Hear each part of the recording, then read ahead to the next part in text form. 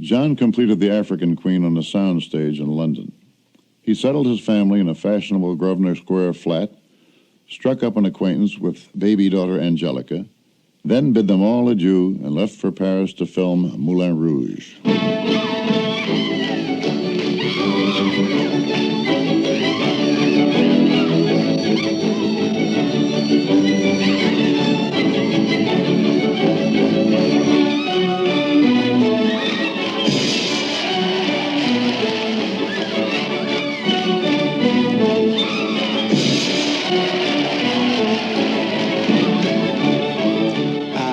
He said to me, as soon as I saw him, you know, he would like the picture to look as though it was directed by Toulouse-Lautrec. So I set about desaturating and degrading the colour. And we did this by various filters on the camera and by using a lot of smoke in the set to push the backgrounds away, give it a feeling of depth. And we got some pretty startling effects from this. And I showed Tess regularly to Huston, and he loved it. At the same time, we were getting vibes from Technicolor that they weren't happy with what we were doing. Practically every head of it department from Technicolor London had flown over to Paris, and I thought, well, this is strange. They're not there just to see these tests. There's something afoot here.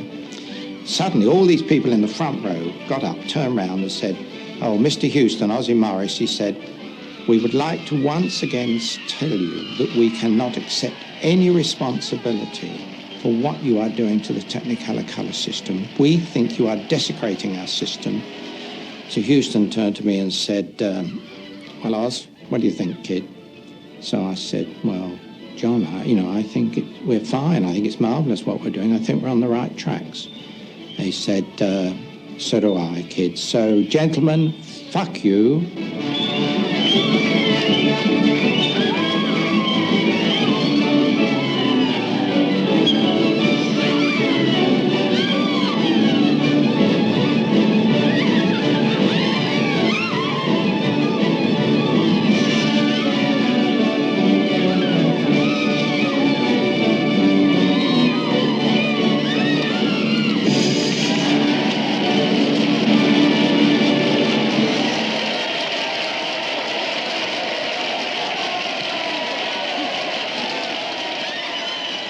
I think Dad, in his heart of hearts, is a painter, and a very, very good painter.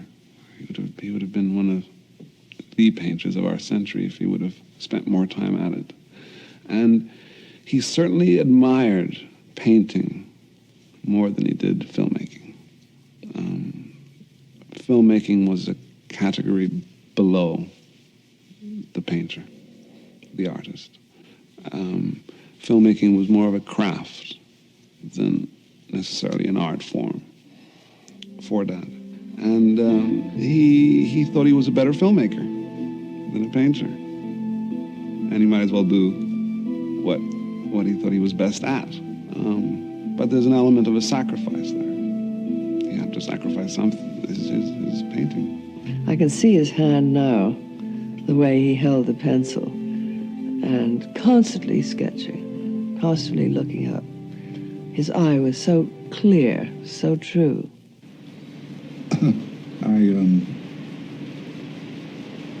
I got married and started writing in order to support my wife. And painting at that time was unremunerative, to say the least. It was practically giving up one's life in order to paint. It was going into a priesthood. And I wasn't prepared to do that, so I didn't paint. Well, I think he was a great painter. And I think he should have been a painter, and I hope if he comes back in another incarnation, he will be a painter, because that's when he felt, I think, the happiest. And he once said to me that when he gave up a painting, he lost his soul. He was trying to find truth in whatever, in painting or in people or in things or in sunsets or in St. Clarence and dawn in Ireland. You know, he was trying to find something. He was trying to, I suppose he was trying to find what he'd lost in his paintings.